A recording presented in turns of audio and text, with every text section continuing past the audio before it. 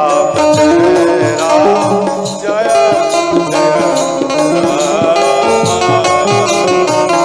श्री राम जय राम जय जय राम। हर हर महादेव। जोर से बजाओ।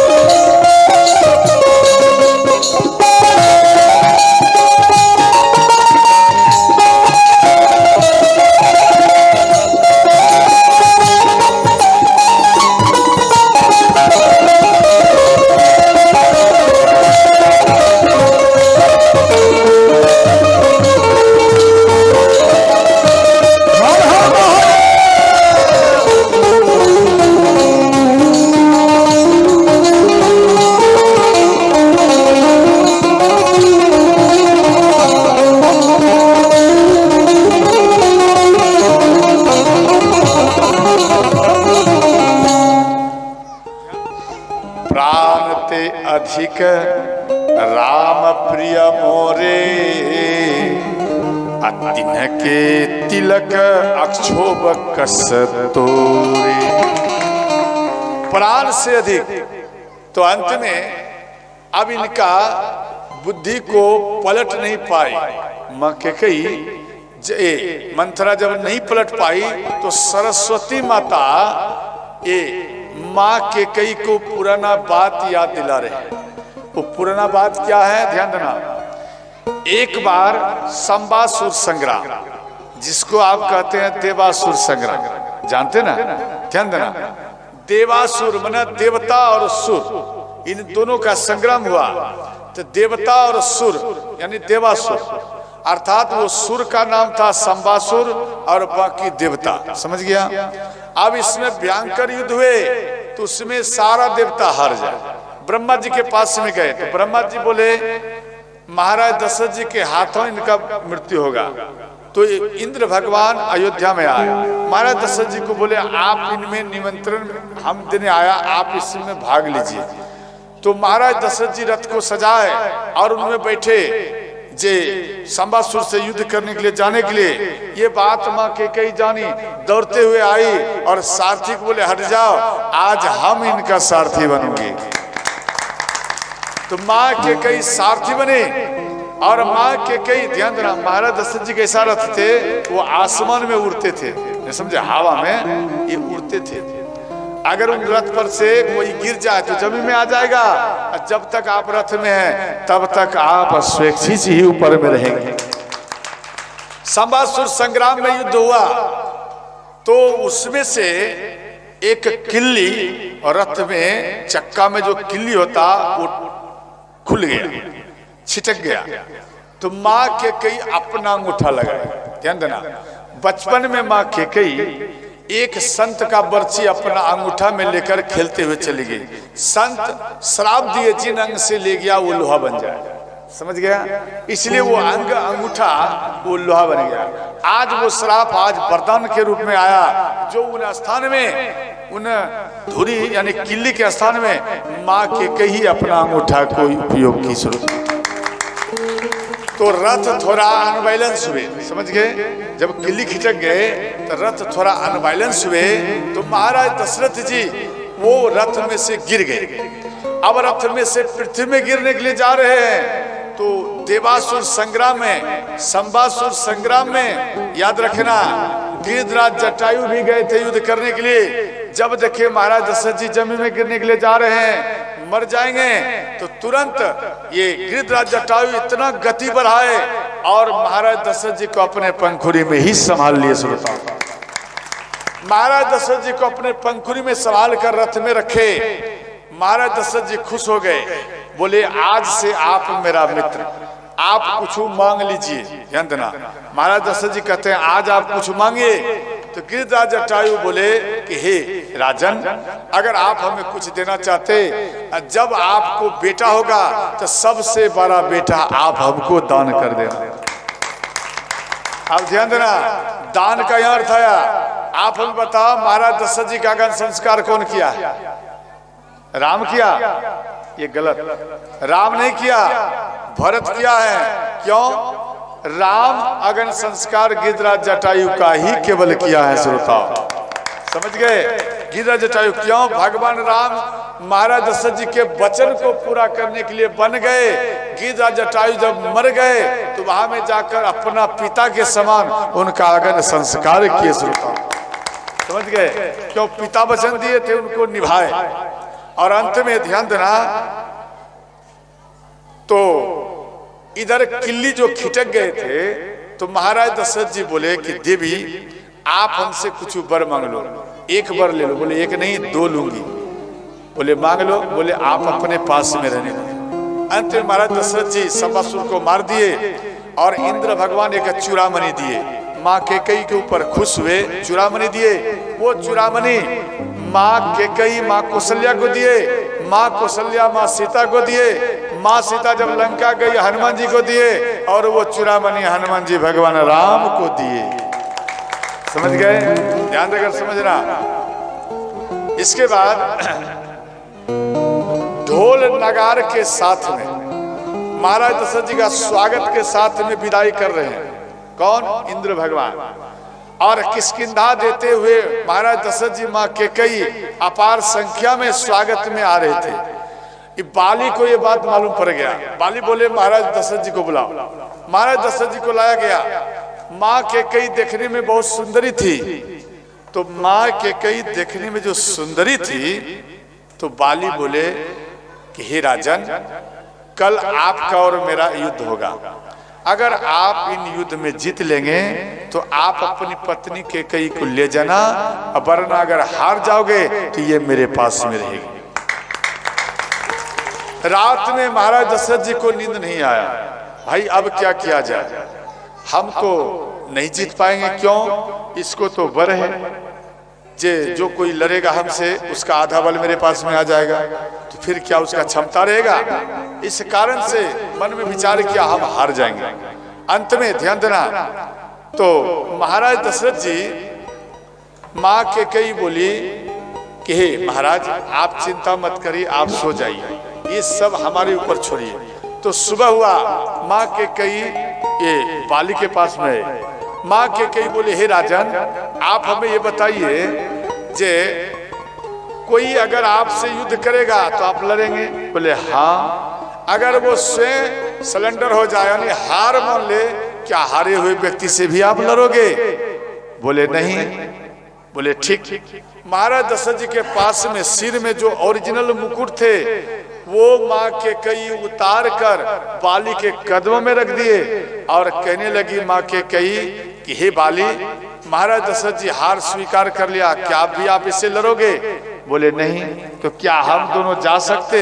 बोले हाँ आप जा सकती हैं। यहाँ सवाल था युद्ध में, परंतु पहले सरेंडर हो गया तो क्या लड़ना अच्छा है? इसलिए उनको जाने दिए। तो माँ कैकेयी मन में प्रण किए, अगर भगवान हमारे कोख में बालक देंगे तो हम अपना बेटा का राज तिलक नकली मुकुट से नहीं करूंगी, हम जब भी करूंगी तो ओरिजिनल मुकुट से ही करूंगी। वही राम, ध्यान देना, वही राम प्रकट हुआ। माँ कैकेयी मन में विचार किया, राम बन जाएगा, बाली को मारेगा, तभी तो ओरिजिनल मुकुट में से मेरा बेटा राज तिलक में बैठेगा। नहीं समझ में आया? तभी तो वो मुकुट आएगा। वो मुकुट बाली के पास में गिरवी है, इसलिए राम बाली को मार और वो मुकुट अयोध्या में लाए। तो इधर महाराज दशरथ जी अयोध्या में जा रहे हैं, तो रात में गए, रात में कोई देखे नहीं। क्यों? राजा के पास अगर मुकुट ना हो तो फिर फीका पड़ जाता है, बहुत बात चलता है। महाराज दशरथ जी महल में प्रवेश किया और तुरंत सोने का नकली मुकुट बनाया। उसके बाद उन मुकुट को पहनकर फिर राजगद्दी पे शासन किए। श्रोताओं समझ गए? तो ध्यान देना। तो अंत में माँ कैकेयी के इन वचनों को, इन बात को, इन घटना को ध्यान देना, माँ सरस्वती इनको याद दिलाए। समझ गए?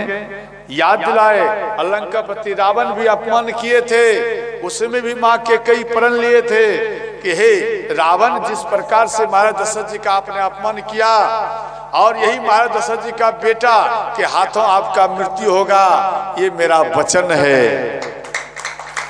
ध्यान देना, ये सब बात माँ सरस्वती माँ के कई को याद दिलाए। माँ के कई का बुद्धि पलट गया, माँ के कई मंथरा के चरण में गिर गई। बोले आज से आप हमारे गुरु हैं और हम आपके शिष्य हैं, मेरे ऊपर कृपा करो, जे राम किस प्रकार से बन जाएगा हमें बता। समझ गए? बोले एक काम करो, 2 वर है महाराज दशरथ जी के पास में आपका आप प्रथम में भरत के लिए राज तिलक मांगना और दूसरा में 14 वर्ष के लिए राम के लिए वनवास मांग लेना। जाओ भवन में। माँ के कई को भवन में आई, अपने दासी को, ध्यान देना, अपने दासी को महाराज दशरथ जी के पास में भेज दिए कि जाओ बुला के लाओ। महाराज दशरथ जी के पास में गए, ध्यान देना, महाराज दशरथ जी के पास में गए और जाकर ये बात बताए। ध्यान देना, इधर माँ के कई अपने वस्त्र को बिखेर दिया है और जेवर जो पहनते न गहना, इस सब को इधर उधर बिखेर दिया है।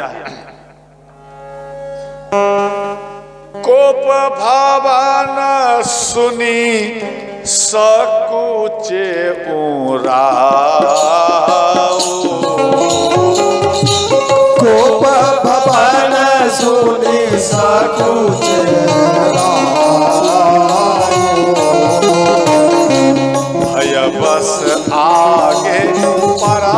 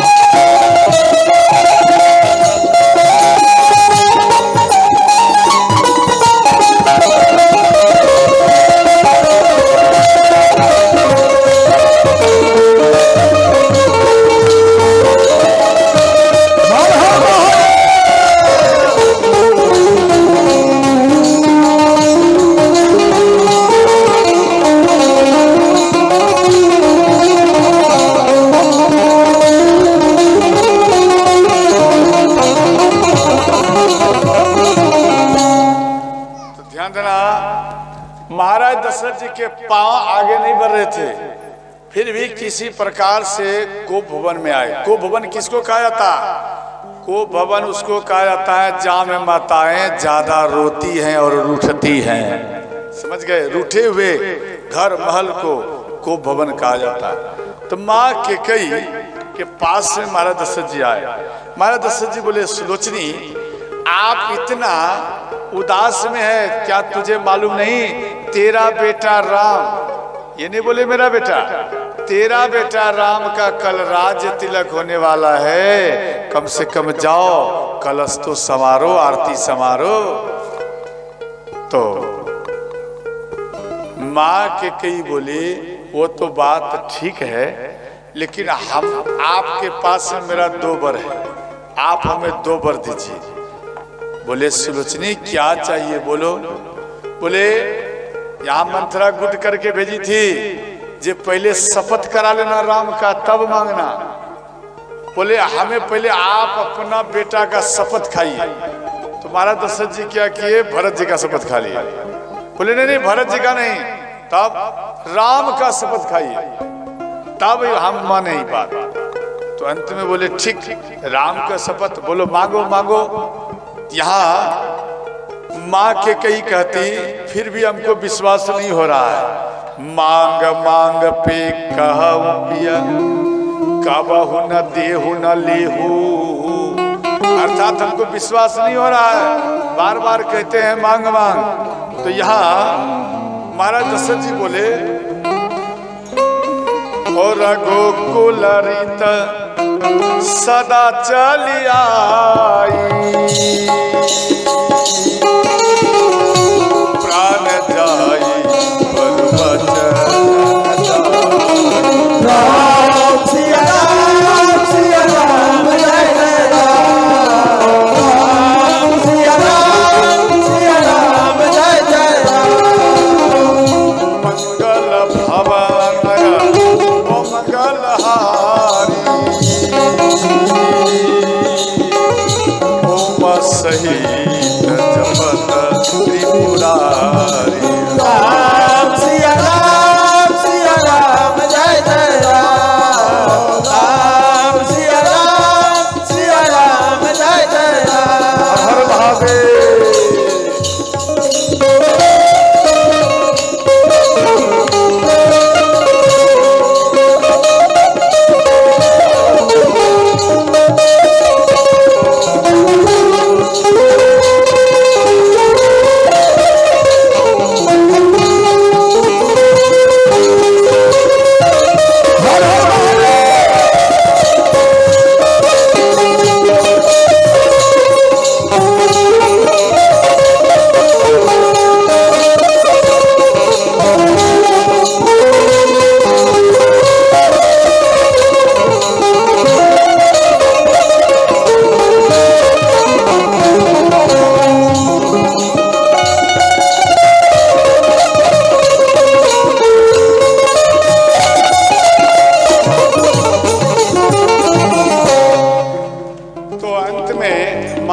कई बोली कि हे नाथ सच में आप दे दोगे?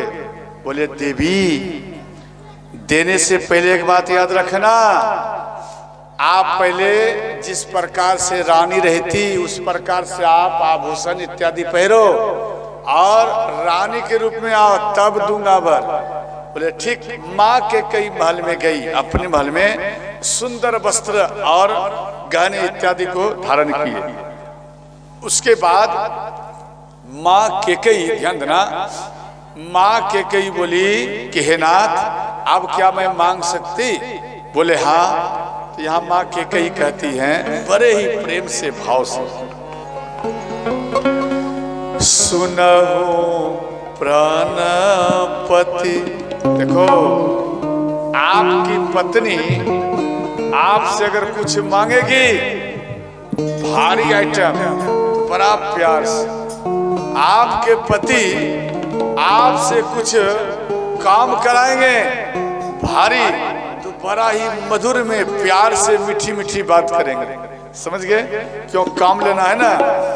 यहाँ माँ के कई कहती हैं सुनहु प्राणपति। प्राणपति देखो भावत जी का देहु एक बर भरत हिटिका। सुनहु प्राणपति भावत जी का देहु एक बर भरत हिटिका। देखो माँ के कई जो बोली पहले उत्साह बढ़ाए, सुनहु प्राणपति भावत। महाराज दशरथ जी फूलकर भाती हो गए, अरे अरे बड़ा अच्छा चीज मांगी। आज जैसे ही बोले देहु एक बार भरत ही टीका, डाउन हो गए। फिर मन में कुछ नहीं रखे, मन में ऐसा अभाव नहीं रखे, कोई बात नहीं, राम राज तिलक पर बैठे या भरत मेरे लिए तो उतना ही दोनों प्रिय है।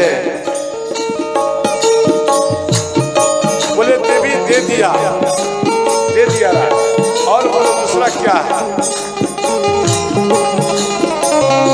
तापस बेस विशेष उदासी 14 बरस राम बनवासी।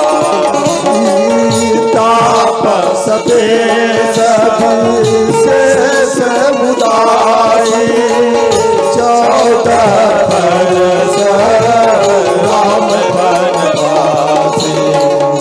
जैसे ही महाराज दशरथ जी को कह रहे हैं माँ के कही तापस बेस विशेष उदासी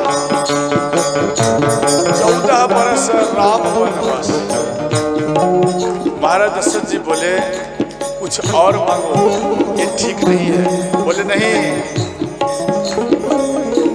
तापस बेस विशेष उदासी 14 बरस राम बनवासी। तापस बेस विशेष उदासी 14 बरस राम बनवासी। सीताराम सीताराम सीताराम कहिए जही विधि राखे कही विधि रहिए। सीताराम सीताराम सीताराम कहिए जाहि विधि राखे ताहि विधि रहिए। जाहि विधि ताहि विधि रहिए। हर हर महादेव ताहि विधि रहिए। सीताराम सीताराम सीताराम कहिए जाहि विधि राखे ताहि विधि रहिए। महाराज दशरथ जी बोले देवी आप मेरा प्राण ही मांग लिया, एक काम करो देवी, राम को वन मत भेजो। अगर आप राम को वन भेज देगी तो मेरे शरीर में प्राण नहीं रहेगा, हम भी उनके साथ में, मेरे शरीर में से प्राण भी निकल जाएगा। इसलिए देवी बात को पलट दो, आप राम को मत 14 वर्ष के लिए भेजो। तो माँ के कई बोली बस हो गया, रघुकुल रीत सदा चली आई, हो गया। महाराज दशरथ जी बोले देवी हमारा बात मानो। और अंत में महाराज दशरथ जी माँ के कई के चरण को पकड़ लिए, चरण में माथा को अटकाए कि देवी चरण पकड़ रहे हो, हमारा बात मानो, राम को हमसे दूर मत करिए, आप राम को मेरे पास में रहने दीजिए। अगर राम नहीं रहेगा तो मेरे शरीर में प्राण भी नहीं रहेगा। माँ की कई वो कठोर बन गई। महाराज दशरथ जी भूमि पे धड़ाम से गिर गए और रो रहे हैं। जब देखा सवेरा हो गया, महाराज दशरथ जी लेटे रहे, मानो राम को मालूम पड़ेगा और हम बेहोश में रहेंगे, अचेत में रहेंगे तो राम हमको देख करके वन वापस नहीं जाएगा। राम वन नहीं जाएगा, क्यों? पिता का स्वास्थ्य सही नहीं है, ऐसा देख करके मेरा बेटा हमको छोड़कर नहीं जाएगा, पूरा जिंदगी हम अस्वस्थ में ही बिता दूंगा, लेकिन राम को नहीं जाने दूंगा। अब सुबह हो गया, बाहर में भीड़ है, ध्यान देना, बाहर में भीड़ है, अपार भीड़। गुरु वशिष्ठ आए, सुमंत जी को बोले सुमंत इतना सुबह हो गया, अभी तक महाराज दशरथ जी नहीं जगे, वो तो सबसे पहले जगते थे। तो अंत में सुमंत जी को बोले आप जाइए, जा देखो जे महाराज दशरथ जी कहाँ हैं। तो श्री सुमंत जी महल में प्रवेश किया तो उधर से भगवान राम सुमंत जी को देखे, पिता के समान सुमंत जी के चरण में भगवान राम प्रणाम किए। भगवान राम बोले मेरे पिता कहाँ है? सुमंत जी बोले हम भी तो महाराज को ही ढूंढ रहे हैं। बोले तो कहा होगा? तो अंत में माँ कैकेयी के महल में आए भगवान राम। तो माँ कैकेयी के पास में आए तो महाराज दशरथ जी को देखे व्याकुल स्थिति में जमीन में लेटे हुए। तो भगवान राम बोले, माँ आप हमें ये बता, जे मेरे पिता को क्या हुआ, क्या किसी ने कोई बात बोला? तो माँ कैकेयी बोली, बेटा अरे तेरे पिता से मात्र 2 वर मांगे हूं और ये 2 वर देते ही तेरा पिता बेहोश होकर गिर गया है। तो भगवान राम अपने पिता के चरण में प्रणाम किए और कहने लगे, पिताश्री क्या बात है, क्या 2 वर है जो आप इतना उदास हो गया है? महाराज दशरथ जी कुछ नहीं बोले और अचेत हो गए। और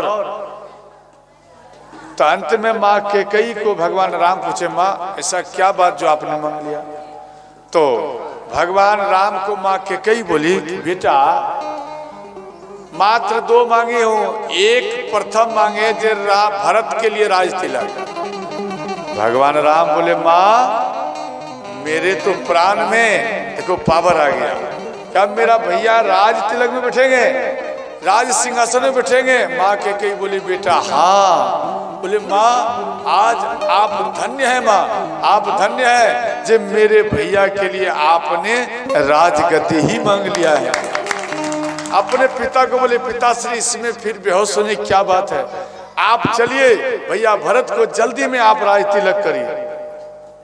अंत में भगवान राम बोले, माँ ये दूसरा वर बता। बोले, दूसरा वर है तापस वेश विशेष उदासी 14 बरस राम वनवासी। बोले, माँ आज मैं धन्य हो गया, आज मैं धन्य हो गया। धन्य जन्म जग तीतल आसु, धन्य जन्म जग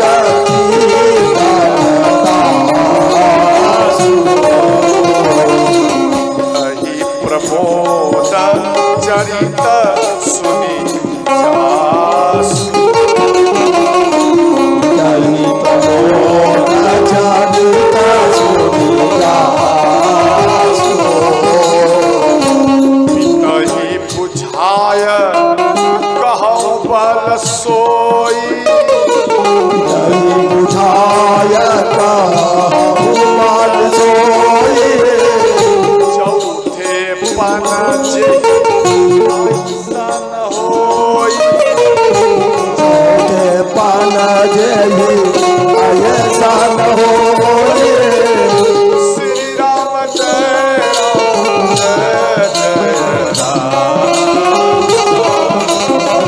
श्री राम जय राम जय जय राम, श्री राम जय राम जय राम, श्री राम जय राम जय जय राम, राम जय राम। हर हर महादेव।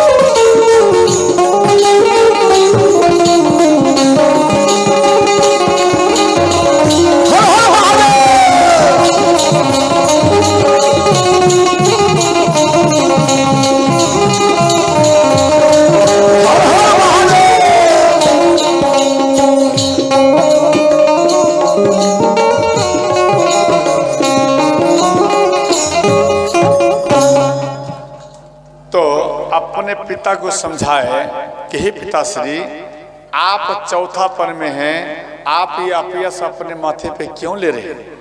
आप ये काम करिए, आप हमें आदेश दीजिए। और अपनी माँ कैकेयी के चरण में प्रणाम किए राम।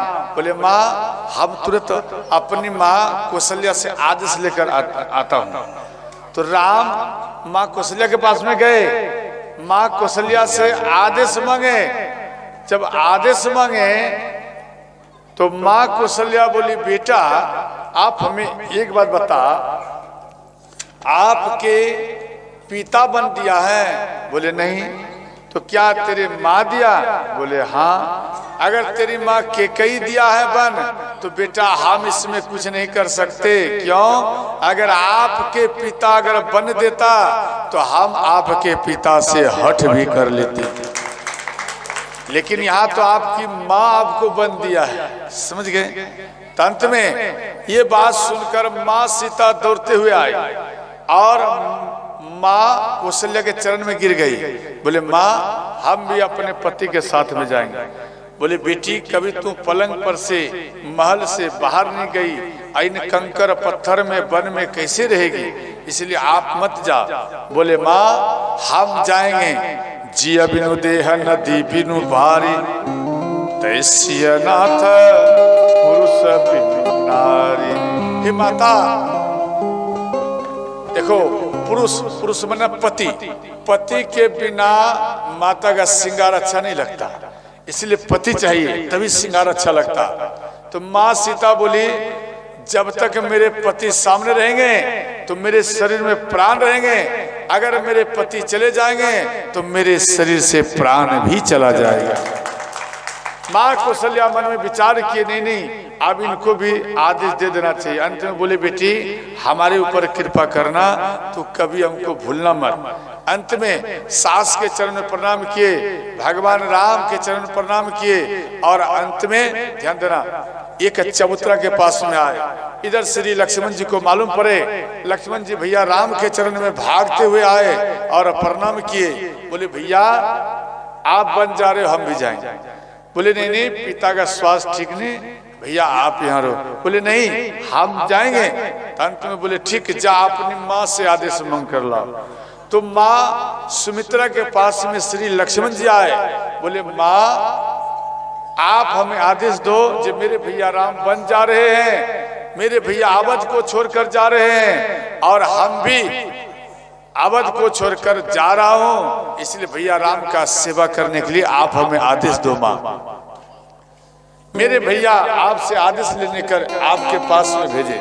तो ध्यान देना माँ सुमित्रा इतना सुंदर वचन बोली, बोले बेटा तात तुम्हारी मातु बेटे ही, पिता राम सब भांति स्नेही। बेटा हम तो एक जन्म की तेरा माँ हो, नहीं समझे, हम तेरा एक जन्म की माँ हो, परंतु बेटा राम और सीता आपके अनंत कोटि के ही माँ और पिता हैं। आप उनके चरण में क्यों नहीं प्रणाम किया? आप वहां में आदेश ले लेते। और दूसरा बोले कि अवध को छोड़ जा रहा हूं, नहीं, जिन स्थान में राम खड़ा हो जाएगा, जिन स्थान में राम बैठ जाएगा, वह स्थान ही अवध हो जाएगा। इसलिए बेटा तू अवध को छोड़कर नहीं जा रहा, तू अवध को साथ में ही लेकर जा रहा है। इसलिए बेटा जा और भैया राम का सेवा कर, परंतु बेटा याद रखना आप स्वप्न में भी लड़ना मत। देखो माँ सुमित्रा एक और वचन बोली, जिसका बेटा राम का भक्त शिव का भक्त ना हो, वो माँ को बांझ ही रहना अच्छा है। ध्यान देना। और जिसका बेटा बेटी राम शिव या किसी भगवान का भक्त हो, चाहे खुदा का ही क्यों नहीं, अगर वो भक्त नहीं है तो बांझ रहना अच्छा, अगर वो भक्त बन गया तो वो माँ बरभागी कहलाती है। समझ गए? इसलिए यहाँ पर दिया गया है कि बेटा आप स्वप्न में भी भाई से मत लड़ना। बोले स्वप्न में? बोले हाँ बेटा, जब आप भोजन करेंगे, भोजन करने के बाद में आपको नींद आएगा, फिर आप सो जाएंगे और अंत में सोने के बाद में स्वप्न में भाई भाई से लड़ जाते हैं। स्वप्न और सपना में अंतर है। सपना मना सोने से पहले चिंतन करना, उसको स्वप्न कहा जाता, और स्वप्न जब आप सो जाएंगे, नींद के बाद आप भाई भाई में ही स्वप्न में लड़ जाते हैं, इसको स्वप्न कहा जाता। इसलिए यहाँ पर लिखे हैं रागरो सईर सामद रागरो सईर सामद जनी सपने हो जे इनके बस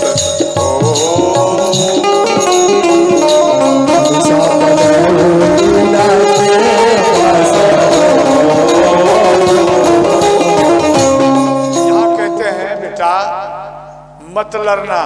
तंत्र में श्री लक्ष्मण जी माँ सुमित्रा के चरण में प्रणाम किए, बोले माँ मेरे सिर पर आप हाथ रखिए। तो माँ सुमित्रा सिर पर हाथ रखे, बोले माँ आज दिन तक आपसे हम कुछ नहीं मांगा हूँ, परंतु आज हम मांग रहा हूँ। बोले बेटा क्या चाहिए बोल।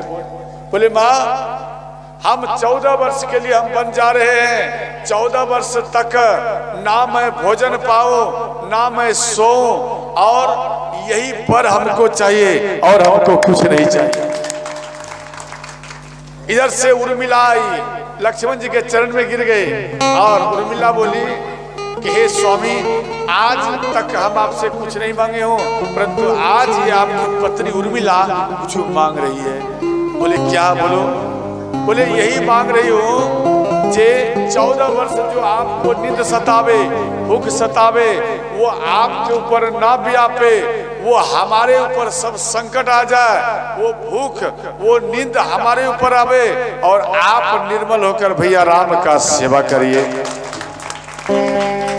लक्ष्मण जी खुश हो गए, अपनी पत्नी पर खुश हो गए जे हमारी पत्नी इतना लभांगित है, इतना हमसे प्रेम करती है। ध्यान देना, जिसका जीवन साथी दोनों एक जैसा मिल जाए तो जीने में सब जो आनंद आया, अगर थोड़ा 19-20 हो गया तो समझ लो वो नरक के समान ही बीतता है। समझ गया। अंत में श्री लक्ष्मण जी भैया राम के पास में आए। भैया राम लक्ष्मण माँ सीता श्री महाराज दशरथ जी के पास में आए और अपने पिता और अपने माँ के चारों पास में परिक्रमा किए, माँ के कई वस्त्र दिए, वो वस्त्र राम पहने। अंत में द्वार में आए। जब द्वार में आए, ध्यान देना, द्वार में भीड़ है और सब कोई सोचते हैं हम भी जाएं तो हम भी जाएं। जब ये बात जान गए, सबको समझाए आप यहाँ में रहिए, मेरे भैया भरत शत्रुघ्न नहीं है, आप इनका ख्याल रखना मेरे पिता का। बोले आप जाएंगे तो हम भी आपके साथ में ही चले जाएंगे। अब अंत में विचार किए। इधर सुमन जी को महाराज दशरथ जी बोले राम नहीं रुकेगा, एक काम करो रथ लेकर जाओ, राम को रथ में बिठाइए, पैदल में मत ले जाइए, और 14 वर्ष के परिवर्त में 14 दिन के अंदर में राम को मेरे पास में वापस लेकर चले आना। अगर वो नहीं आवे तो देवी सीता को लेते आना, परंतु लेकर आना। सुमन जी रथ लेकर के आए, भगवान राम को बोले आप इन रथ में बैठिए। बोले हम नहीं बैठ सकते। बोले नहीं नहीं ये आपके पिता की आज्ञा है। तो भगवान राम तीनों भाई बैठे, दोनों भाई और माँ सीता ये सब बैठी। इसके बाद तमसा नदी किनारे में आए। रात में अर्धरात में ऐसे सब सो गया। अर्धरात में भगवान राम उठ करके माँ सीता को उठाए, लक्ष्मण जी और सुमन जी को जगाए, धीरे धीरे में रथ को लेकर आगे बढ़ गए। और इधर सुबह हुआ तो नगरवासी सब व्याकुल हो गए जे राम हम लोगों को छोड़ करके चला गया है। तंत्र में सब कोई व्रत धारण किए, ध्यान देना, व्रत धारण किए और सब कोई घर चले गए। उसमें एक किन्नर थे, वो किन्नर नहीं गए। किन्नर वहां पे राम राम जपते रहे, जब तक राम नहीं आएगा तब तक वापस अयोध्या नहीं जाऊंगा। वो किन्नर वहां पे रहे। भगवान राम जब वापस आए तो किन्नर को देखे, किन्नर प्रणाम किए, बोले प्रभु हम आपके ही राज्य का एक सेवक हूँ। आप जब सबको छोड़ करके जा रहे थे हम प्रण लिया, जब तक भगवान राम अर्थात आप वापस अयोध्या नहीं जाएंगे तब तक हम भी वापस अयोध्या नहीं जाएंगे। किन्नर समझते, किन्नर किसको कहता? किन्नर माने हिजड़ा, समझ गया। भगवान राम इनके ऊपर खुश हो गया। भगवान राम बोले देखो हम आपको वर दे रहा हूं, जो आपको आंगन में बैठाएगा, जिसका दुकान नहीं चल रहा है उन दुकान में बैठाएगा, मानो कोई रोजगार उसका ठीक से नहीं चल रहा है, फैमिली में शांति नहीं हो रहा है, अगर उनके घर में, उनके दरबार में, उनके आंगन में, उनके दुकान में अगर बैठ जाओगे तो उसके घर में आनंद होगा। और जो आपको खुश कर दे, ध्यान देना, किन्नर को खुश करने का प्रयत्न करो, चाहे रुपया से, चाहे वस्त्र से, चाहे कुछ धन से उसको खुश करिए। जब जो कोई आपको खुश कर देंगे उसके घर में धनो धान से ही सदा भरा रहेगा। ये वर दिया है किन्नर को, समझ गया। इसलिए किन्नर को कभी नाराज मत करना। दुकान पे बैठ जाए, नहीं बैठे तो उसे बैठाने का प्रयत्न करो तो आपका दुकान बहुत सुंदर से ही चलेगा, समझ गए। उसको ठुकराना नहीं चाहिए। इसके बाद ध्यान देना, भगवान राम तमसा नदी किनारे में आए, निषाद राज से दोनों मित्र थे, दोनों मिले। मिलने के बाद में ध्यान देना, सुबह में केस को सवार रहे थे माँ सीता और लक्ष्मण जी। तो सुमन जी को बोले मित्र आप एक काम करिए, बट का दूध लाइए। तो सुमंत जी गए, निषाद राज को बोले मित्र आप बट का दूध लाइए। तो निषाद राज तुरंत लाकर के अपने मित्र को बट का दूध दिए एक पत्तल में, और भगवान राम लक्ष्मण जी के केस में वो बट का दूध लगाए, उनका सिर में जटा बनाए, जो कुछ दूध बच गया अपने सिर में लगाकर अपने सिर को ही जटा बना दी। सुमन जी उदास हो गए और रोने लगे, बोले आप ऐसा क्यों किए। भगवान राम बोले देखो हम इसलिए ऐसा किया क्योंकि आगे अब भयंकर वन में जाएंगे तो वहां कंघा ना मिलेगा, दर्पण ना मिलेगा, फिर इस केस को मैं कैसे संभालूंगा, इसलिए इन सिर को हमने जटा बना दिया। अंत में ध्यान देना, सुमन जी को बरबस राम पठाए, सुमन जी को वापस किए और भगवान राम केवट जी के पास में आए। श्रोता ध्यान देना, केवट जी को कहते हैं भगवान राम, ध्यान देना, मांगी नावन केवटु आना, मांगी नावन केवट आना, कहे तुम्हारा मरम मैं जाना,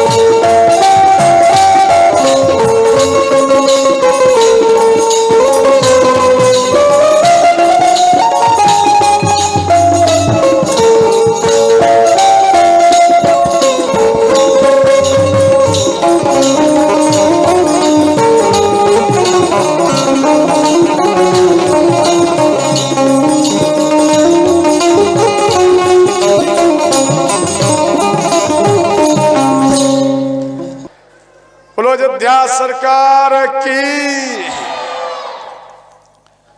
इधर केवट जी के पास में भगवान राम आए। केवट जी की नैया दूर में है, भगवान राम कहते हैं कि केवट जी नाव लेकर आओ। केवट जी बैठे हैं, मन में सोच रहे हैं देखो कैसा है, इसको थोड़ा सा भी अकल नहीं है, कहीं सूखे में नाव चलता है क्या? बोलता है इधर लेके आओ, मांगी नाव केवटू ना ना। तो केवट जी कहते हैं फिर दूसरा शब्द में, कहे तुम्हारा मर्म में जाना, अर्थात हम आपके मर्म को जानते हैं, इसीलिए आप सूखे में हमको बुला रहे हैं। लक्ष्मण जी मन में सोचे, हम बचपन से लेकर आज तक भैया राम को हम जान नहीं पाया, और ये केवट एक झलक देख लिया और बोलता है हम आपके मर्म को जानता हूं, समझ गया। तो अंत में बोले आप हमें ये बताइए, ध्यान देना। केवट जी कहते हैं, केवट जी और भगवान राम में परिचय हो रहा है।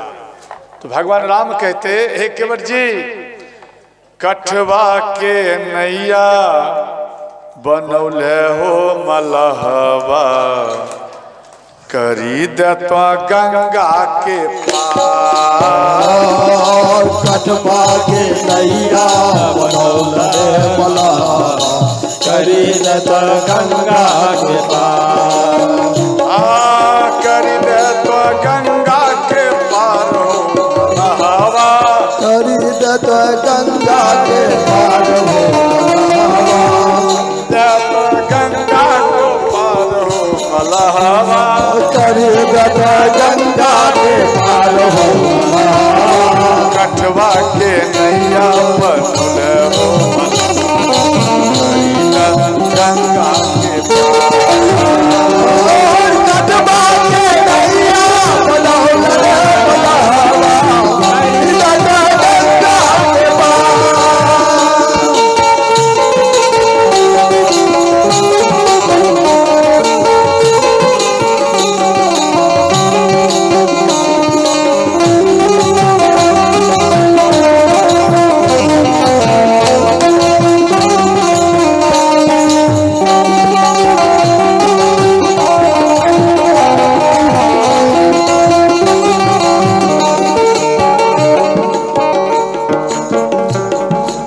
कहते हैं केवट जी,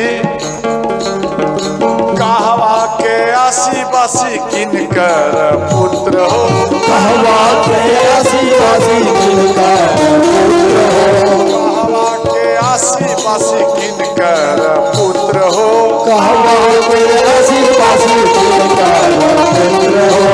यह होबे तोहरा के नाम हो बटोहिया, गंगा के पार। किया होबे तोहरा के नाम हो बटोहिया, करी दत्वा गंगा के पार।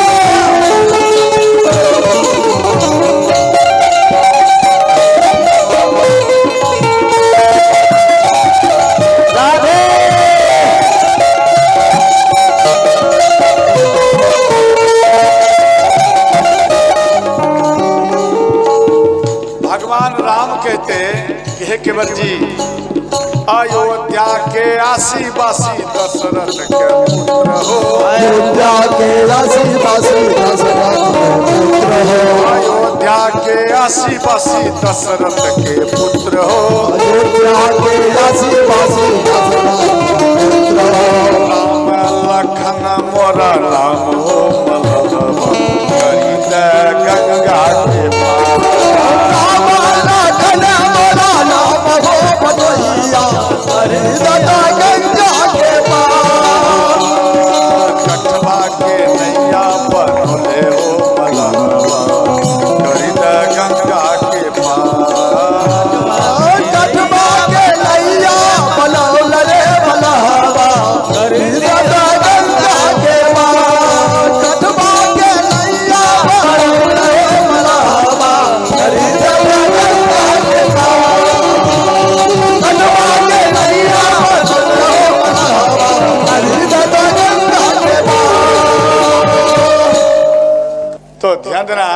मेरी मैया,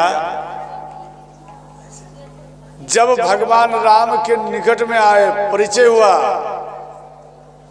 तो केवट जी कहने लगे कि केवट जी, ध्यान देना, केवट जी को भगवान राम बोले कि आप हमें पार कर दीजिए। तो केवट जी बोले, प्रभु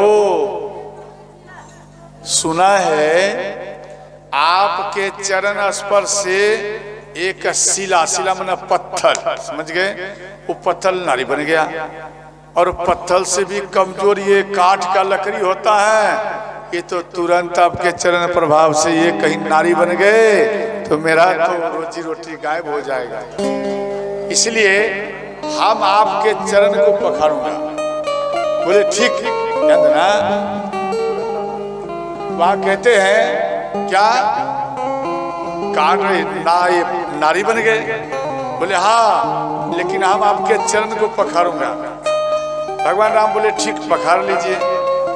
केवट जी दिमाग लगाए, नाव क्या चीज का है? काठ का। कठौता क्या चीज का है? वो भी काठ का। काठ समझती? काठ का कठौता जानते ना? बच्चियां तो नहीं जानते होगी, नया लोग। वो लकड़ी का ही कठौता बनते पहले, और उसमें मकई का रोटी में सान ज्यादा लगे, क्या बोलते हैं, आलस कि लस, जो भी है आप जानो, वो लस या लाश जो भी है, वो ज्यादा रोटी लट्ठापन होते, समझ गया? अपना भाषा में समझ लीजिए। तो इसलिए उन कठौते में जल लाए और भगवान राम के चरण को पकड़ने लगे। भगवान राम का एक चरण केवट जी धो रहे हैं, भगवान राम एक चरण पे खड़े हैं। ध्यान देना, आप भगवान राम मन में सोचे कि भाई इतना टाइम लगा रहा है। तो भगवान राम बोले, केवट जी अरे जल्दी में धो, मेरा एक चरण दुख रहा है, हम गिर जाएंगे, डगमगा रहा है एक पैर। केवट जी कहते हैं, भगवान आप क्यों चिंतन करते हैं, आप अपना हाथ मेरे सिर पर रख करके आप सहारा ले लीजिए। केवट जी दिमाग लगाए, भगवान राम केवट जी के सिर पर हाथ को रख दिए। देवता लोग प्रसन्न हो गए, केवट जी आपकी जय हो, आपकी जय हो। भगवान राम के चतुराई से अपना हाथ, यानी भगवान का हाथ अपने सिर पर रखवा लिए, आपका चतुराई का भी जय हो। इनका दिमाग ज्यादा काम किया। ध्यान देना, केवट जी ध्यान देना, धनुष पर बाण चढ़ा ली, इनको क्रोध आया और केवट जी के ऊपर ये बाण छोड़ने लगे। केवट जी जब से आया हो तेरा लौटेंगी हम देख रहा हूं, अभी तुझे मैं मार देता हूं। तो केवट जी बोले, लक्ष्मण जी सावधान, ये मेरा राज्य है, इन स्थान में यहां में मेरा चलेगा, यहां में आपका कुछ चलने वाला नहीं है। ध्यान देना, ऐसा बात क्यों बोले? ऐसा बात में बहुत बड़ी बात छुपा है, सावधान होकर सुनना। महाराज दशरथ जी को श्रवण कुमार का जो बाण मारे, श्रवण कुमार को उनका दोष लगा, समझ गया? जब मार दिए तो ब्रह्म हत्या का दोष लगा। ब्रह्म हत्या के दोष से छुटकारा, दोष को मिटाने के लिए गुरु वशिष्ठ के पास में आए। गुरु वशिष्ठ नहीं थे, समझ गए? इनका एक बेटा था वामदेव, वो थे। तो वामदेव को सारा बात महाराज दशरथ जी बताए। तो वामदेव बोले, एक काम करिए, आप 3 बार राम राम बोलिए, आप इन सब से मुक्त हो जाएंगे। तो 3 बार राम राम बोलकर जल को छीट लिए। महाराज दशरथ जी मन में सोचे, अब हमारा श्राप समाप्त हो गया, समझ गए? महाराज दशरथ जी चले गए, गुरु वशिष्ठ आए, ये बात इनको मालूम पड़ गया। ध्यान देना, जब इनको मालूम पड़े तो गुरु वशिष्ठ नाराज हो गए। बोले, देखो बेटा, आप बहुत बड़ा अपराध किया है। बोले, क्या अपराध? बोले, जब जानकारी नहीं हो इन दोष से कैसे मिटाया जाए, तो भूल से भी ये रुपया, कम रुपया के चक्कर में या ज्यादा रुपया के चक्कर में, कमाने के चक्कर में उल्टा पुल्टा नहीं बताना चाहिए। जैसे आप ब्राह्मण देवता के पास में गए, ध्यान देना, आप ब्राह्मण देवता के पास में गए और 10 रुपया कमाने के चक्कर में वो आपको उल्टा पुल्टा बता दिया, तो ब्राह्मण को भी श्रोताओं दोष लगता है, समझे? ब्राह्मण को भी दोष लगता है। इसलिए ब्राह्मण का कर्तव्य है सच बोलना, समझ गए? और ब्राह्मण को दोष लगता है ईर्षा दोष। ब्राह्मण और संत इन दोनों को झूठ नहीं बोलना चाहिए। अगर झूठ बोलता है तो उनको असूया दोष लगता है, ध्यान देना। असूया दोष, दूसरा बात ईर्षा दोष और दम दोष, ये 3 प्रकार का दोष है। ये 3 प्रकार दोष क्या है? जैसे असूया दोष, जैसे ज्यादा पढ़ा लिखा है, समझ गया? तो ज्यादा पढ़ा लिखा व्यक्ति दूसरे का दोष देखते हैं, नहीं समझे? वो दूसरे के अंदर में कमी देखते, दूसरे का गलती को पकड़ते, वो पूरा जिंदगी दूसरे के गलतियों को ही पकड़ने में बीत जाता, वो कभी भगवान का भक्ति नहीं कर पाता। जब हम, ध्यान देना, जब हम प्रथम में कथा आरंभ किए थे, समझ गए, तो प्रथम में थोड़ा मोड़ा इधर उधर हो जाता था, मालूम नहीं पड़ता था, छोटा सा किए थे, तो वो मेरे गलतियों को लिखते थे और मेरे पास में आए और कहने लगे, देख इतना हम लिख लिया हो, ये सब तेरा गलती है, यहाँ गलती किया, वहां गलती किया, ये लिख लिया।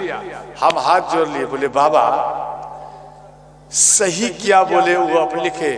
बोले हम आपका सही नहीं देखते थे, तब सही पर ध्यान हम नहीं देते थे, तब केवल गलतियों पे हम ज्यादा ध्यान देते थे।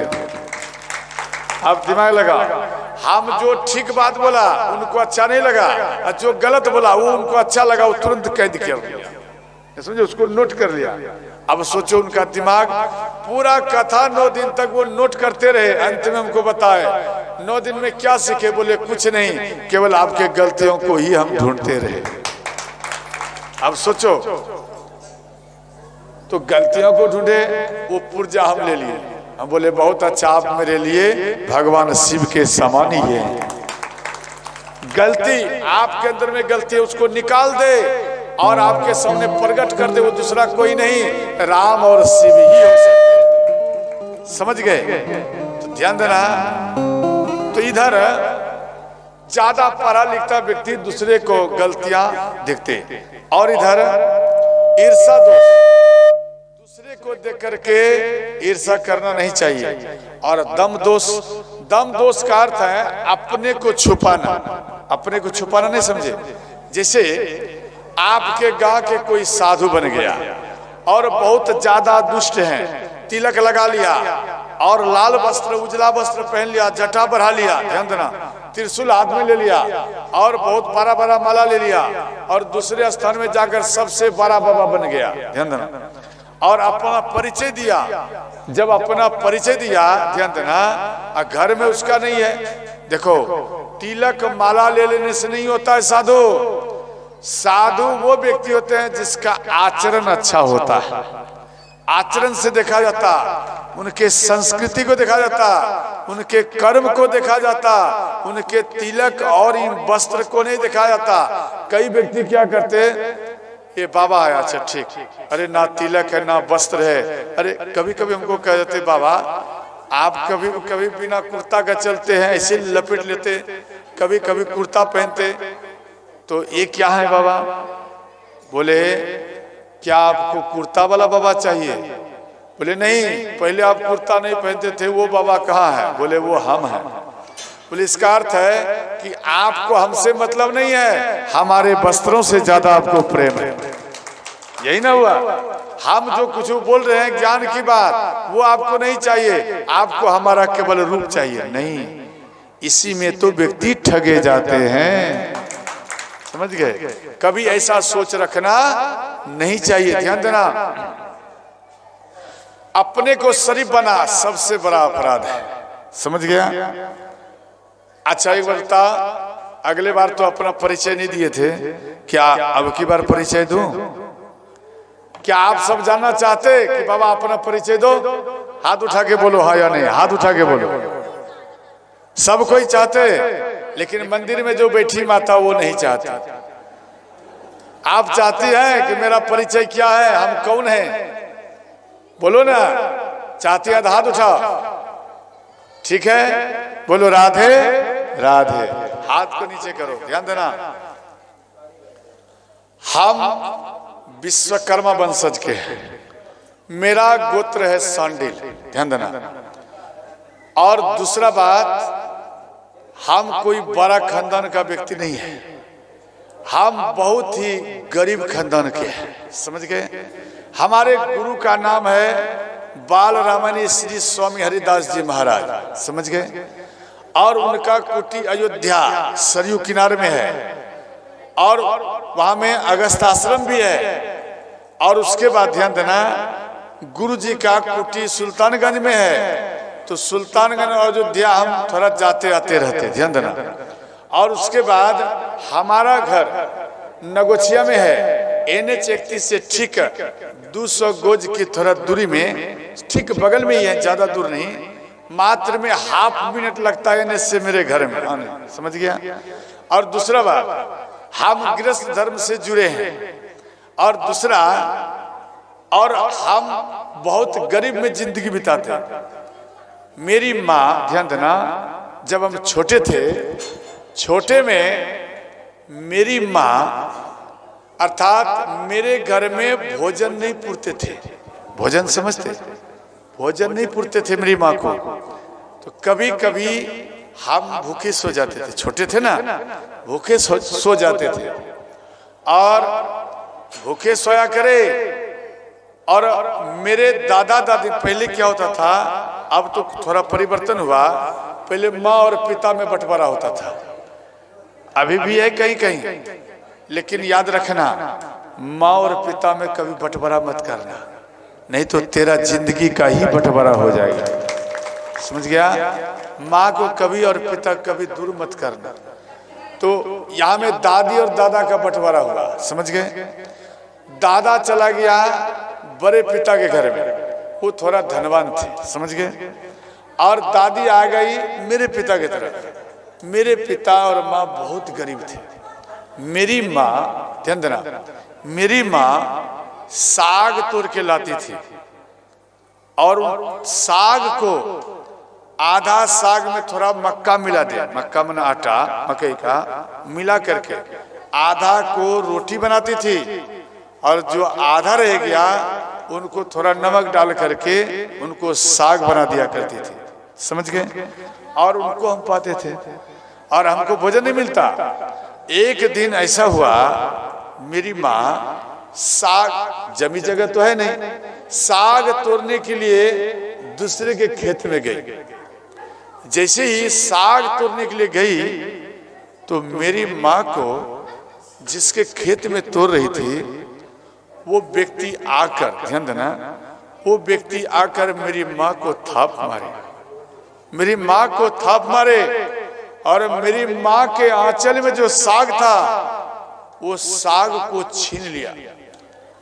और मेरी माँ बोली कि मेरे बेटा भूखे हैं, आप इन साग को लेकर जाने दीजिए। बोले तेरा बेटा भूखा रहे या मर जाए, हमको उससे मतलब नहीं, साग यहाँ में रख। किसी प्रकार से मेरी माँ फिर पुनः साग को अपने आंचल में लिए, तो वो खेत वाले व्यक्ति डंडा से मेरी माँ को पीटे। मेरी माँ को 4-5 डंडा मारे। मेरी माँ के शरीर में डंडा का दाग आ गया। मेरी माँ रोते हुए घर में आए, और घर में आकर के हम बोले मैया कुछ भोजन। बोले बेटा आज भोजन नहीं है, आज सो जा। मेरी माँ, मेरे छोटे भाई, एक बहन थी, सब सो गए। मेरी दादी भी सो गई भूखे, जल पी करके सो गई। और हमको नींद नहीं आया। तो दादा तो बड़े घराने में है, तो दादा के पास में हम चला गया, और दादा के पास में खड़े हैं।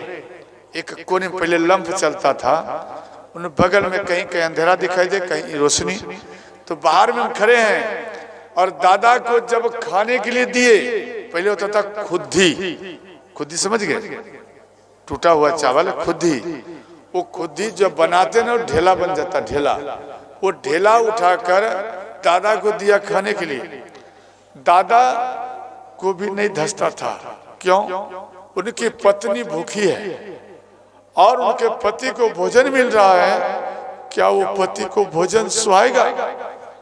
वो कभी नहीं सुहाएगा।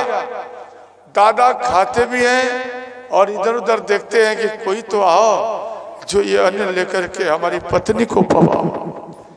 मेरे दादाजी रो रो करके खाते थे और जब सामने में से वो बड़े पिताजी के वो सब परिवार चले जाते थे अंदर में और दरवाजे में दादा अकेले रहते थे, तब हम धीरे धीरे डर के मारे, क्यों एक आध बार हम पकड़ा गए थे तो हमको भी बड़े पिताजी डंडा से पीटते थे, तो तू क्यों मेरा अन्न खाता है? एक दिन दादा को भूखा रख दिया एक टाइम इस कारण, इसलिए हम भी डर जाते थे, भाई हम जाएंगे फिर मेरे दादा को पीटेगा, बोलिया कहेगा। सब चले जाए, बंद कर दे दरवाजा। तब धीरे धीरे इधर उधर देख दादा एक ढेला हमको दे दिया और लेकर हम भाग कर अपने घर में आया। दादी को उठाए, अपनी माँ को उठाए, मैया ये लो थोड़ा दादा से लाया, चुपचाप में आप पा लीजिए। माँ सोए में उठी और उन खुदी में ढेला जो था, इतना सा मात्र एक ढेला, वो ढेला में बोले बेटा तू भोजन पाया, तू खाया या नहीं? बोले मैया हम नहीं खाया। हम खा लिया, हम ये नहीं बोले कि नहीं खाया, बोले माँ हम खा लिया। माँ हमारे चेहरे को देखकर समझ गए कि मेरा बेटा खाया नहीं है, ये भूखे हैं। और अपनी माँ को खुश करने के लिए मेरा बेटा कहता माँ तू खा ले, हम हमारा पेट भर चुका, हम खा लिया। माँ हमको पहचान गई। अंत में थोड़ा दादी को दिए, एक भाई थे उन भाई को जगह कर दिए, थोड़ा माँ खाई, अंत में माँ थोड़ा हमको भी दिए और हम भी पाए। और इस तरह से मेरा जिंदगी चलता था और गरीबी में जिंदगी। और किसी के यहाँ में काम करते थे, मजदूरी करते थे तो रुपया होता तो खाते, वरना भूखे ही सो जाते थे। और मेरी माँ दूसरे के यहाँ में आटा मांग के लाती थी कि मेरा बेटा भूखा है, कितना दिन देगा? एक दिन देगा, 2 दिन देगा, उसके बाद नहीं देते थे, किवाड़ बंद कर लेते थे। नहीं जाओ, टिल्ली मांगने के लिए आता है। मेरी माँ रोते हुए जिंदगी निभाती थी। अब मेरी माँ एक दिन बोली बेटा आप जब दोबारा जन्म लेना तो मेरे कोख में से मत लेना, आप किसी बड़े घराने में लेना, और बेटा कभी तुझे जी भर के भोजन नहीं दे पाई, तेरे पेट में भर पेट अनाज नहीं दे पाई, इसलिए बेटा सबसे बड़ा अपराधी स्वयं मैं हूं। बोले मैया ये बात को मत बोल, हम तो भगवान से ये मांगेंगे कि माँ अगर मैं जितना बार जन्म लूं तो तेरे गर्भ से ही हम प्रकट हो माँ, हमें दूसरे का गर्भ नहीं चाहिए, आपका गर्भ चाहिए। इस प्रकार से मेरी माँ। और उसके बाद भोजन जब नहीं मिलता तो खाने के ख्याल से हम रामधुनी में जाया करें, किसी सत्संग में जाया करें, कुछ अन्न मिले तो लेकर आओ अपने घर में दो, पालने के लिए, खाने के लिए। और धीरे धीरे मेरा मन में परिवर्तन हो गया। संतों से यानी हरि बाबा से दीक्षा लिया, चैसा में ध्यान देना, हम दीक्षा लिया तो धीरे धीरे मेरा मन कथा की ओर जाने लगे, भगवान की ओर जाने लगे। तो माँ रोने लगी, बोले बेटा अगर आप साधु बन जाएगा बेटा तो फिर हमको कंधा कौन लगाएगा? बेटा साधु बन जाएगा, इस वृद्ध माता को कौन भोजन देगा? पहले चलता था वो बीना वाला, गुदरी वाला बाबा, समझ गया? गुदरी नहीं समझे? गुदरी मांगता था, जोगी फकीर, वो बन जाते थे। वो अपनी पत्नी को भी छोड़ देते, अपनी माँ को भी छोड़ देते, अपने पिता को, बहन को छोड़कर वो अकेले ही वो भाग जाते थे घर से। माँ मेरी सोची कहीं शायद ऐसा ना मेरा बेटा कर बैठे। माँ के चरण में हम गिर गया, बोले माँ आप इस बात को हटा दो। जो बेटा अपनी माँ को छोड़कर बड़ा संत बन गया वो बेटा नहीं है, वो संत नहीं है। अरे संत तो वो है जो माँ के चरण में रहकर और माँ का सेवा करे, पिता का सेवा करे, वही सच्चा संत कहलाता है। माँ को छोड़कर अयोध्या, बनारस, प्रयाग भाग जाओ, क्या भगवान मिल जाएंगे? नहीं। जो आपका प्रत्यक्ष भगवान है वो भगवान के सामने जब आप टिक नहीं पाया तो अयोध्या में क्या वहां टिक पाओगे यार। माँ को बोले माँ घबरा मत। वो बोले बेटा आपको शादी करना पड़ेगा। बोले माँ वचन दिया, हम गृहस्थ धर्म को पालन करूंगा, परंतु माँ तेरे चरण से कभी हम जीवन में दूर नहीं जाऊंगा। श्रोता, ये मेरा परिचय है, समझ गया? हम कोई बड़ा खानदान से नहीं है, हम बिल्कुल नॉर्मल और गरीब खानदान से। काथा करते, काथा में 10 रुपया बचा तो उन रुपया को कुछ गुरुजी को देते, कुछ आश्रम में देते। कोई गरीब व्यक्ति है, किसी का बेटी का विवाह इधर उधर में, उन सब में थोड़ा मोड़ा हेल्प करते। ज्यादा तो औकात मेरा नहीं है, लेकिन थोड़ा मोड़ा हम इधर उधर बांट दिया करे। और कुछ गृहस्थ जिंदगी है, कुछ गृहस्थ जिंदगी में चला जाता। और दूसरा मानो जैसे कथा कर रहा हूँ, इन कथा में मानो चला गया माइनस में, तो कभी कभी ऐसा होता 50-50 हजार का माइनस होता, तो ब्याज में उठाकर उनको भरण पोषण करता हूँ, समझे? ब्याज में उठाकर। मेरा बेटा कभी कभी डांट देते, पिताजी आप ये कौन सा कथा कर रहे हो, जो बार बार ब्याज में उठाकर देना पड़ता, आप इन कथा को छोड़ दीजिए। बोले बेटा अगर छोड़ दूंगा तो हम मर जाएंगे, अगर बेटा हम कथा करेंगे तो ये बेटा तेरा बाप कुछ दिन और जीवित रहेगा, वरना मर जाएगा। ये मेरा ये परिचय है, ध्यान देना, ये मेरा परिचय है। और राम कथा अगर हम छोड़ दूं तो सच में हम मर जाएंगे। क्यों? राम से हमको प्रेम हो गया है, माँ सीता से प्रेम हो गया है, इन कथा से प्रेम हो गया है। इसलिए प्रेम अगर हट जाएगा तो क्या प्राण शरीर में रहेगा, वो भी चला जाएगा। ये मेरा परिचय है, ध्यान देना। इसलिए अपने आप को कभी छुपाते नहीं, हम बिल्कुल अपने आप को ओपन करते। कई व्यक्ति कहते भाई हम तो बहुत बड़े खानदान का है, नहीं, परंतु हम बड़े खानदान का नहीं है, बस समझ गए? इसलिए और इधर भगवान राम, ये इनका बेटा वामदेव को गुरुजी बोले, ये गुरु वशिष्ठ, कि तूने बहुत बड़ा अपराध किया है, तू झूठ बोला है, ब्राह्मण होकर के झूठ बोला है, इसलिए हम श्राप दे रहा हूं, जा तेरा ये शरीर नष्ट हो जाए। तो वामदेव अपने पिता के चरण में गिर गए, बोले पिताजी आप श्राप दे दिया, अब हमारा मृत्यु हो जाएगा, आप हमें ये बताइए कि हमारा मुक्ति कैसे होगा। बोले जब आप भगवान के चरण को जल से पखार दोगे उसी टाइम आप सदा सदा के लिए मुक्त हो जाएंगे। तो अंत में ये चंडाल के रूप में आए इनके बाद। तो चंडालनी, ध्यान देना, चंडालनी चंडाल को कहते कि हे नाथ, अगल बगल में राम कथा होता है, किसी संत को ले आई, अपने घर में भी राम कथा कराई। तो चंडाल चला गया संत के पास, बोले आप हमारे घर में कथा करिए। वो संत मन में विचार किया, इनके घर जाऊंगा, ये मांस मछली खाने पीने वाले हैं और ये खाता इनके घर में हमको भोजन में श्रद्धा नहीं बैठेगा, इससे अच्छा है उल्टा पुल्टा बता दूं। यहाँ में उल्टा क्या बताया, 4 पैर वाला पक्षी चाहिए, 4 पैर वाला पक्षी लाओ, बिना पांव का चलने वाला, बिना मुख का बोलने वाला। ध्यान देना, बिनु पद चले सुने बिनु काना, अर्थात बिना कान का सुनता हो। तो वो चंडाल प्रण किया, शाम तक मैं अगर नहीं लाऊंगा हम अपने प्राण को त्याग दूंगा। ध्यान देना, वो चंडाल वन में गया ढूंढने के लिए, सुबह से शाम हो गया, नहीं मिला, तो हाथ में से तलवार निकाले और अपना गला को काटने के लिए जा रहे हैं। नारायण भगवान का आसन हिल गया, नारायण भगवान 4 पैर वाला पक्षी बन करके सामने में खड़े हो गए, बोले सावधान बेटा, हम तेरे सामने प्रकट हैं, आप हमारा दर्शन करिए। जैसे ही देख लिए ये प्रसन्न हो गए और अंत में उसी में चतुर्भुज का भगवान दर्शन कराए। ध्यान देना, अब दिमाग लगा, मूर्ख को भगवान दर्शन दिया या पढ़े लिखे विद्वान को दर्शन दिया, जरा बता।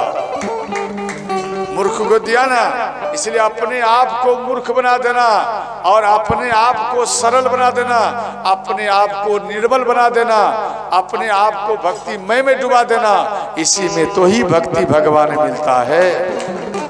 समझ गया? तो ध्यान देना। इसके बाद वो चंडाल का फिर दूसरा जन्म आया, कछुआ। कछुआ में क्षीर सागर कछुआ में वो वहां रहते। ध्यान देना। ये मुख में जल लेकर के भगवान के गए चरण को पखारने के लिए। शेषनाग एक फुफकार मारे, वो कछुआ जल करके भस्म हो गए। श्रोता, मां लक्ष्मी बोली, हे प्राणनाथ प्रभु, आपके दरबार में अन्याय हुआ है। बोले क्या? बोले आपके दरबार में एक कछुआ आपके चरण में मुख में लेकर जल आए चरण पखारने के लिए, और आपका शेषनाग उसको एक फुफकार में जलाकर भस्म कर दिया। इस बात को सुनकर, ध्यान देना, इस बात को सुनकर भगवान नाराज हो गए। भगवान बोले घबराओ मत, त्रेता में जब धारी हो रामचंद्र अवतार,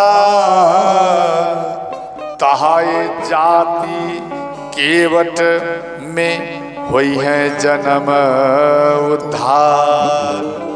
त्रेता में, ध्यान देना, त्रेता में जब हम राम अवतार लेंगे तो ये केवट में प्रकट होगा, और ये मेरे चरण को पखार कर ये भी तर जाएंगे। देवी घबराओ मत। समझ गए? इसीलिए लक्ष्मण जी ऐसे अवतार और केवट जी कह रहे हैं कि यहाँ आपका कुछ चलने वाला नहीं है।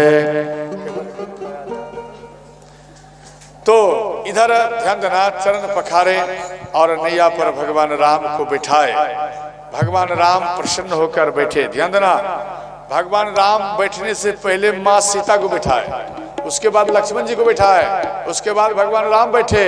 इसमें से क्या ज्ञान मिला? ध्यान देना, इसमें से ये ज्ञान है कि आप किसी गाड़ी में तय करो, समझ गया, तो गाड़ी में चढ़ने से पहले अपने बच्चों को, पत्नियों को बैठाओ, उसके बाद आप बैठिए।